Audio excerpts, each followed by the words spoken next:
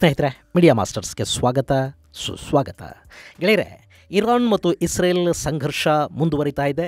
ಎರಡೂ ದೇಶಗಳು ಹಠಕ್ಕೆ ಬಿದ್ದು ಪರಸ್ಪರ ಮಿಸೈಲ್ಗಳನ್ನು ಹಾಕ್ಕೊಳ್ತಾ ಇವೆ. ಇರಾನ್ ಟೆಲ್ ಅವೀವ್ ಹಾಗೂ ಹೈಫಾಗಳನ್ನು ಗುರಿಯಾಗಿಸಿಕೊಂಡು ಉತ್ತರ ಇಸ್ರೇಲಿನ ನಾನಾ ಕಡೆಗಳಲ್ಲಿ ಮಿಸೈಲ್ಗಳ ಮಳೆ ಸುರಿಸಿದೆ. ಹಾಗೆ ಇಸ್ರೇಲ್ ಕೂಡ ಇರಾನಿನ ತೈಲ ಹಾಗೂ ಗ್ಯಾಸ್ ಕೇಂದ್ರಗಳನ್ನು ಗುರಿಯಾಗಿಸಿಕೊಂಡು ದಾಳಿ ಮಾಡ್ತಾ ಇದೆ.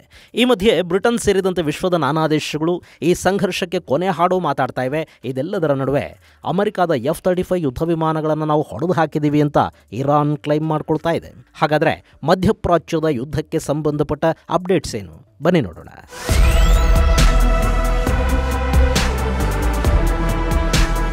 ಗೆಳೆಯರೆ, ನಿಮಗೆ ನೆನಪಿರಬೇಕು, ಭಾರತ ಪಾಕಿಸ್ತಾನದ ವಿರುದ್ಧ ಆಪರೇಷನ್ ಸಿಂಧೂರ್ ಮಾಡ್ತಲ್ಲ. ಆ ಸಂದರ್ಭದಲ್ಲಿ ಬ್ಲೂಮ್ಬರ್ಗ್, ರಾಯ್ಟರ್ಸ್, ಅಲ್ ಜಜೀರಾ, CNN ಹೀಗೆ ಪಶ್ಚಿಮದ ಬಹುತೇಕ ಮಾಧ್ಯಮಗಳು ಒಂದೇ ಸಮಕ್ಕೆ ಹೇಳ್ತಾ ಹೋಗಿದ್ದು ಭಾರತದ 5 ಯುದ್ಧ ವಿಮಾನಗಳನ್ನು ಪಾಕಿಸ್ತಾನ ಹೊಡೆದು ಕೆಡವಿದೆ, ಅದರಲ್ಲಿ ರಫೇಲುಗಳು ಕೂಡ ಇವೆ ಅಂತ. ಆದರೆ ಪಾಕಿಸ್ತಾನ ಹೇಳಿಕೊಂಡು ಬಂದ ಈ ಸುಳ್ಳಿಗೆ ಯಾರೂ ಕೂಡ ಸಾಕ್ಷ್ಯ ಕೇಳಲಿಲ್ಲ. ಪಾಕಿಸ್ತಾನದ ಏರ್ ಬೇಸ್ಗಳನ್ನು ಭಾರತ ಹೊಡೆದು ಹಾಕಿದ ನಂತರ ಕೂಡ ಭಾರತದ ಆಕಾಶದಲ್ಲಿ ಪಾಕಿಸ್ತಾನದ ಯುದ್ಧ ವಿಮಾನಗಳು ಸುಪೀರಿಯಾರಿಟಿಯನ್ನು ಸಾಧಿಸಿವೆ ಅನ್ನೋ ಥರದ ಸುದ್ದಿಗಳನ್ನು ಪಶ್ಚಿಮದ ಮಾಧ್ಯಮಗಳು ಬರೆಯೋದನ್ನು ನಿಲ್ಲಿಸಿರಲಿಲ್ಲ.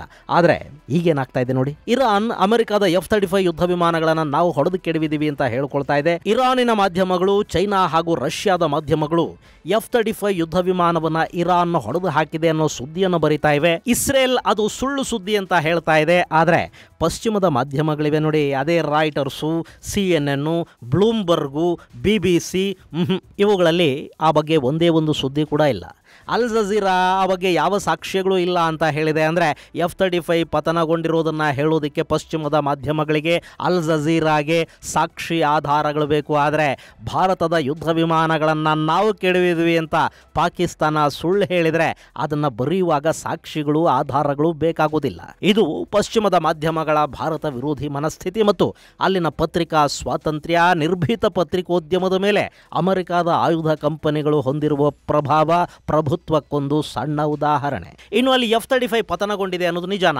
ಆದರೆ ಇರಾನ್ ಮಾತ್ರ ನಾವು F-35 ಯುದ್ಧ ವಿಮಾನವನ್ನು ಹೊಡೆದು ಹಾಕಿದ್ದೀವಿ, ಹಾಗೆ ಯುದ್ಧ ವಿಮಾನವನ್ನು ಕೆಡವಿದಾಗ ಒಬ್ಬ ಪೈಲಟ್ ಸಾವಿಗೀಡಾಗಿದ್ದಾನೆ, ಇನ್ನಿಬ್ಬರು ಪೈಲಟ್ಗಳು ನಮ್ಮ ಬಂಧನದಲ್ಲಿದ್ದಾರೆ, ಅದರಲ್ಲೊಬ್ಬ ಫೀಮೇಲ್ ಪೈಲಟ್ ಕೂಡ ಇದ್ದಾಳೆ ಅಂತ ಹೇಳ್ತಾ ಸೇಮ್ ಪಾಕಿಸ್ತಾನ ಹೇಗೆ ಭಾರತದ ಮಹಿಳಾ ಪೈಲಟನ್ನು ನಾವು ಅರೆಸ್ಟ್ ಮಾಡಿದ್ದೀವಿ ಅಂತ ಸುಳ್ಳು ಸುದ್ದಿಗಳನ್ನು ಹಬ್ಬಿಸ್ತೋ ಅದೇ ಥರ ಇರಾನ್ ಹೇಳಿಕೊಳ್ತಾ ಇದೆ.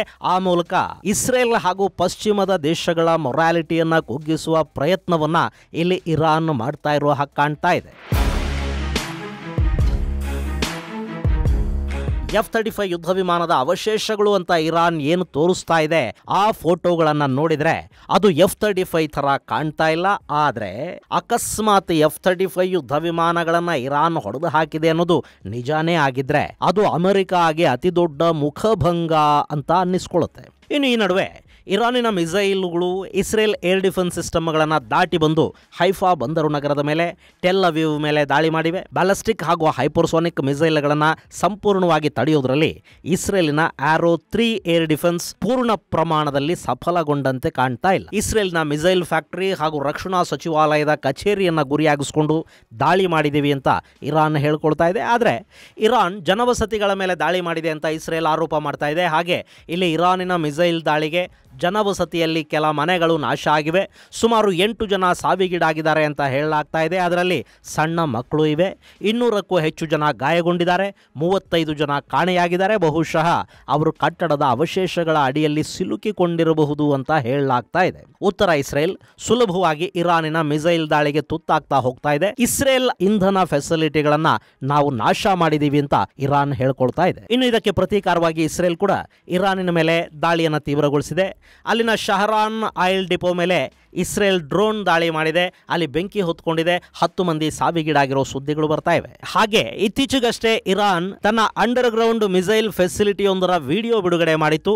ಅಲ್ಲಿ ತಾನು ಯಾವೆಲ್ಲ ಮಿಸೈಲ್ಗಳನ್ನು ಇಟ್ಟುಕೊಂಡಿದ್ದೀನಿ ಅನ್ನೋದನ್ನ ತೋರಿಸಿತ್ತು ಮತ್ತು ಇರಾನ್ ರೆವಲ್ಯೂಷನರಿ ಗಾರ್ಡ್ ಮುಖ್ಯಸ್ಥ ಹಾಗೂ ರಾಕೆಟ್ ಫೋರ್ಸ್ ಮುಖ್ಯಸ್ಥ ಇಬ್ಬರು ಆ ಟನಲ್ ಒಳಗೆ ಜೀಪಲ್ಲಿ ಬರ್ತಾ ಇದ್ದ ವಿಡಿಯೋವೊಂದನ್ನು ಇರಾನ್ ಬಿಡುಗಡೆ ಮಾಡಿತ್ತು. ಈಗ ಇಸ್ರೇಲ್ನ IDF ಅದೇ ವಿಡಿಯೋನ ಮತ್ತೆ ರಿಲೀಸ್ ಮಾಡಿದೆ ಮತ್ತು ಆ ಟನಲ್ನಲ್ಲಿ ಬರ್ತಾ ಇದ್ದ ಇಬ್ಬರು ಹಿರಿಯ ಸೇನಾಧಿಕಾರಿಗಳನ್ನ ನಾವು ಎಲಿಮಿನೇಟ್ ಮಾಡಿದೀವಿ ಅಂತ ಹೇಳಿಕೊಳ್ಳೋ ಮೂಲಕ ಇರಾನ್ಗಿಂತ ನಾವು ಎಲ್ಲ ವಿಧದಲ್ಲೂ ನಾವು ಶಕ್ತಿಶಾಲಿಯಾಗಿದ್ದೀವಿ ಅನ್ನೋದನ್ನ ಇಸ್ರೇಲ್ ತೋರಿಸಿಕೊಳ್ಳೋದಕ್ಕೆ ಹೋಗ್ತಾ ಇದೆ. ಹಾಗೆ ಇರಾನಿನ ನಾನಾ ಕಡೆಗಳಲ್ಲಿ ಇಸ್ರೇಲ್ನ ಮಿಸೈಲುಗಳು ದಾಳಿ ಮಾಡ್ತಾ ಇವೆ.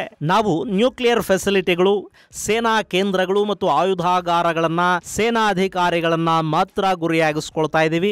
ನಾಗರಿಕ ವಸತಿಗಳು ನಮ್ಮ ಗುರಿ ಅಲ್ಲ ಅಂತ ಇಸ್ರೇಲ್ ಹೇಳ್ಕೊಂಡಿದೆ. ಮತ್ತು ಇರಾನಿನ ರಕ್ಷಣಾ ಇಲಾಖೆಯ ಕೇಂದ್ರ ಕಚೇರಿಯ ಮೇಲೆ ಕೂಡ ಇಸ್ರೇಲ್ ವಾಯುದಾಳಿಯನ್ನ ಮಾಡಿದೆ.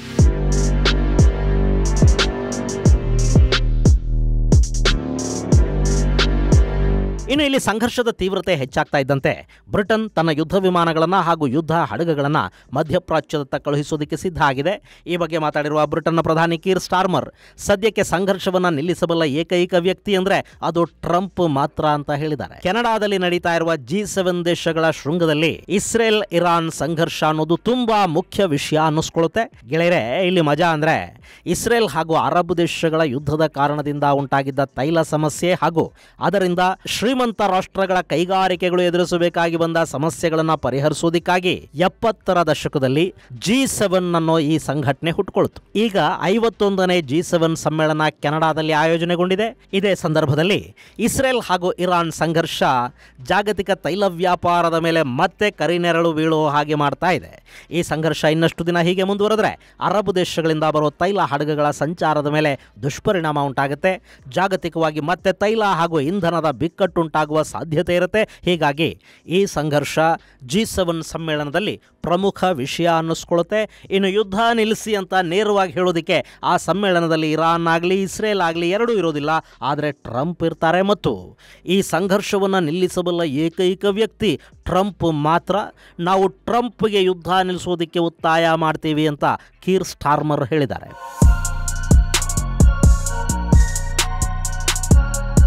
ಗೆಳೆಯರೆ, ಇಲ್ಲಿ ಸ್ಟಾರ್ಮರ್ ವ್ಯಂಗ್ಯ ಮಾಡ್ತಾ ಇದ್ದಾರಾ ಅಥವಾ ನಿಜವಾಗ್ಲೂ ಹೇಳ್ತಾ ಇದ್ದಾರಾ ಗೊತ್ತಾಗ್ತಿಲ್ಲ. ಯಾಕೆಂದ್ರೆ ಜಗತ್ತಿನ ಎಲ್ಲ ಯುದ್ಧಗಳನ್ನು ನಿಲ್ಲಿಸ್ತೀನಿ ಅಂತ ಹೇಳ್ಕೊಳ್ತಾ, ತನ್ನನ್ನು ತಾನು ಶಾಂತಿ ದೂತನ ಹಾಗೆ ಬಿಂಬಿಸ್ಕೊಳ್ತಾ ನೊಬೆಲ್ ಪ್ರೈಸ್ ಮೇಲೆ ಕಣ್ಣಿಟ್ಕೊಂಡು ಕೂತವ್ರು ಹಾಗೆ ಟ್ರಂಪ್ ಇತ್ತೀಚೆಗೆ ಕಾಣ್ತಾ ಇದ್ದಾರೆ. ರಷ್ಯಾ ಯುಕ್ರೇನ್ ಯುದ್ಧ ನಿಲ್ಲಿಸ್ತೀನಿ ಅಂತ ಹೇಳಿದ್ರು, ಆದರೆ ಅದಾಗಲಿಲ್ಲ. ಭಾರತ ಪಾಕಿಸ್ತಾನದ ನಡುವೆ ಸಂಧಾನ ಮಾಡಿಸಿದ್ದು ನಾನೇ ಅಂತ ಟ್ರಂಪ್ ಹೇಳಿಕೊಂಡ್ರು, ಆದರೆ ಭಾರತ ಅದನ್ನು ಅಕ್ನಾಲೇಜ್ ಮಾಡಲಿಲ್ಲ.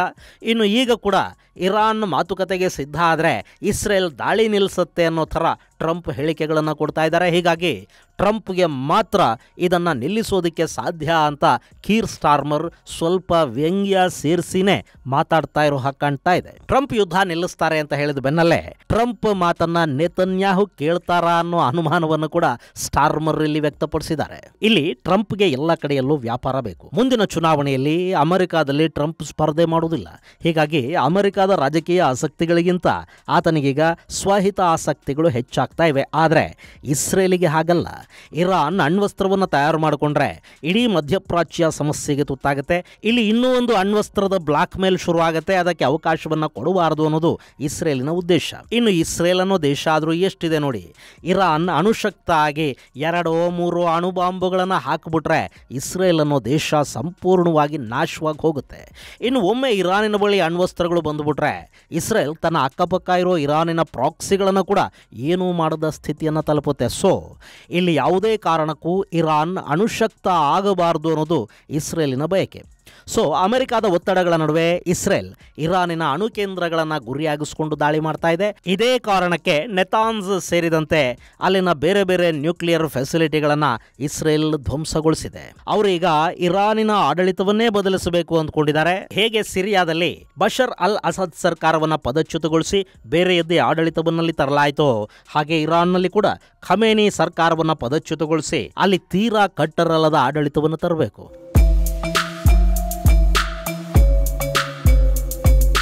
ಗೆಳೆಯರೆ, ಒಂದು ದೇಶ ಪ್ರಾಕ್ಟಿಕಲ್ ಆಗಿರೋದಕ್ಕೂ ಐಡಿಯಾಲಜಿಕಲ್ ಆಗಿರೋದಕ್ಕೂ ಸಾಕಷ್ಟು ವ್ಯತ್ಯಾಸ ಇರುತ್ತೆ.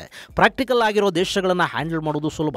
ಅಂಥ ದೇಶಗಳು ತಮ್ಮಲ್ಲಿನ ಬೇರೆ ಬೇರೆ ಸಮಸ್ಯೆಗಳ ಕಡೆಗೆ ಹೆಚ್ಚು ಗಮನ ಕೊಡುತ್ತವೆ. ಆರ್ಥಿಕ ಸಾಮಾಜಿಕ ಅಭಿವೃದ್ಧಿಯನ್ನು ಗಮನದಲ್ಲಿಟ್ಟುಕೊಂಡು ದೇಶದ ನೀತಿ ನಿಯಮಗಳನ್ನು ರೂಪಿಸ್ತಾ ಹೋಗುತ್ತವೆ. ಆದರೆ ಐಡಿಯಾಲಜಿಯ ಮೇಲೆ ಆಧಾರಪಟ್ಟ ದೇಶಗಳು ಹಾಗಲ್ಲ. ಈ ಇರಾನ್ ಅನ್ನೋದು ಅಪ್ಪಟ ಐಡಿಯಾಲಜಿಯ ದೇಶ. ಅವರು ಶಿಯಾ ಇಸ್ಲಾಂ ಅನ್ನೋ ತತ್ವದ ಮೇಲೆ ಆಡಳಿತವನ್ನು ನಡೆಸ್ತಾ ಇದ್ದಾರೆ. ಇಸ್ರೇಲ್ ಅನ್ನೋದು ಯಹೂದ್ಯರ ದೇಶ ಅನ್ನೋ ಕಾರಣಕ್ಕೆ ಇರಾನ್ ಅನ್ನೋ ಇಸ್ಲಾಮಿಕ್ ರಿಪಬ್ಲಿಕ್ ಇಸ್ರೇಲನ್ನು ದ್ವೇಷ ಮಾಡುತ್ತೆ.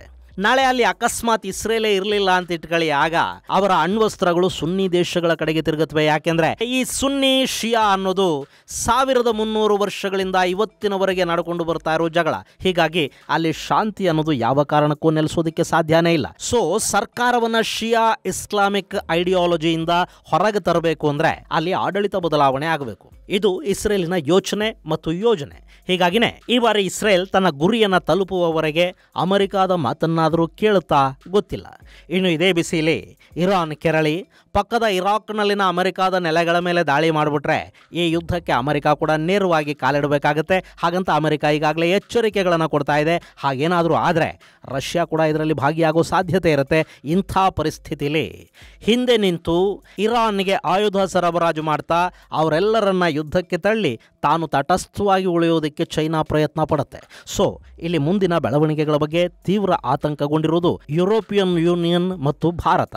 ಈಗಾಗಲೇ ಭಾರತ ಡಿಎಸ್ಕಲೇಷನ್ ಮಾಡಿ ಅಂತ 2 ದೇಶಗಳಿಗೆ ಹೇಳಿದೆ. ಈಗ ಬ್ರಿಟನ್, ಕೆನಡಾಗಳು ಕೂಡ ಅದನ್ನೇ ಹೇಳೋದಕ್ಕೆ ಶುರು ಮಾಡಿವೆ. SCO ಅಂದ್ರೆ Shanghai cooperation organisation Israel Iran ಮೇಲೆ ಮಾಡಿದ ದಾಳಿಯನ್ನ ಖಂಡಿಸಿದೆ. ಆದರೆ ಆ ಹೇಳಿಕೆಯಿಂದ ಭಾರತ ಅಂತರವನ್ನ ಕಾಪಾಡಿಕೊಂಡಿದೆ.